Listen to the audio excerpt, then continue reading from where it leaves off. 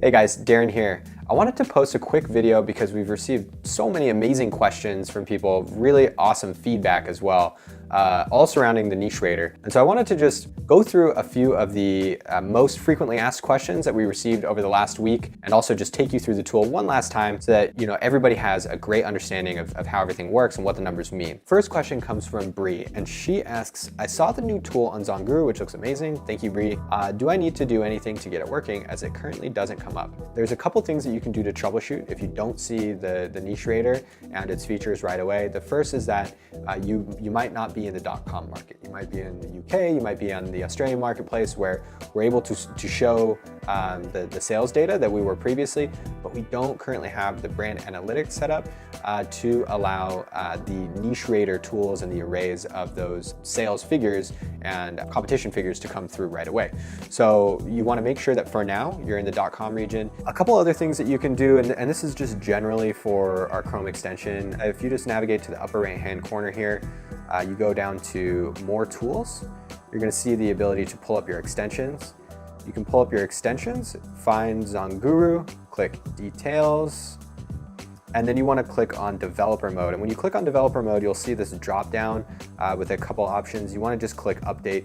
If you click update, it'll manually update the Chrome extension, and you should be all set, and you'll begin seeing the information that we talk about in these videos right away. Some other just like very basic troubleshooting issues, you can always just try to uninstall and reinstall the Chrome extension. It takes a minute. So the next question comes from Muda. Thank you for always improving and adding value to your tool. Out of interest, what is the total score that you recommend, or what is the minimum? So this is a good question, and there's a few different ranges. 0 to 20% is really bad and one that you don't want to consider at all. 20 to 40% is considered about a bad score, and then 40 to like 50 to 60% is considered about average. I would say 40 to 50% for the total niche score is average. And then once you get past the 55 into the 65, 70% range, you're looking at a good product niche.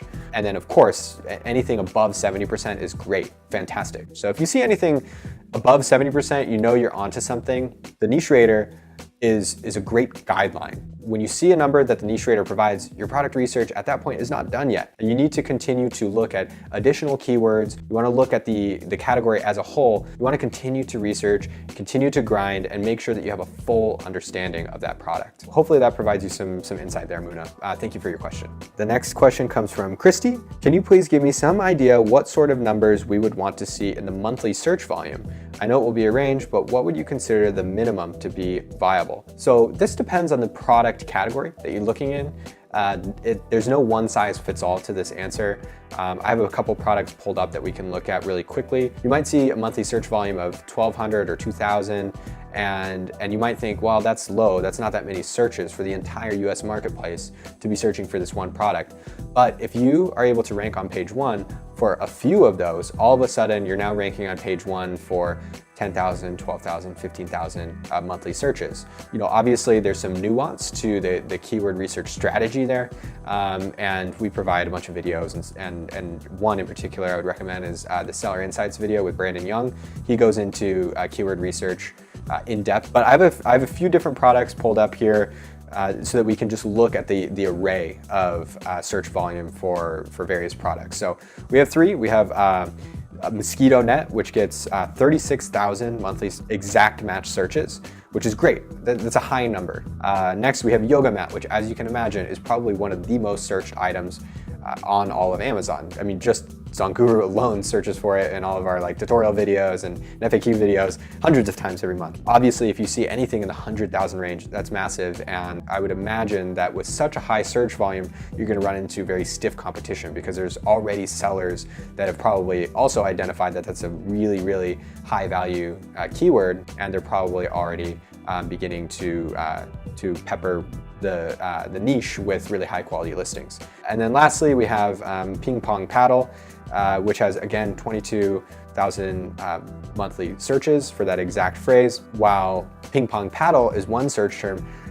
Ping Pong Bat, Ping Pong Paddle Set, those are different search terms that you'd want to consider ranking for as well. If you really want a solid perspective on this, check out that Brandon Young video because it's quite insightful. The last question is, I'm seriously loving the new tool, but I have significant differences between your numbers of monthly searches versus merchant words. Why would this be happening? So this is a great question, and one that I can proudly say it's because our data is just more accurate. Our data is coming directly from Amazon. Merchant words, it's our understanding, uses estimates, but they use estimates which takes Google AdWord data and kind of extrapolates it and estimates it into what those searches on Google would translate to for searches on Amazon. In my research comparing the two, Merchant Words does typically show much higher monthly searches than Zen Guru. You know, that's just because they're estimates and they're not as accurate. We're getting the data directly from Amazon, so you know, that's kind of the end of story there. That's the last question for now.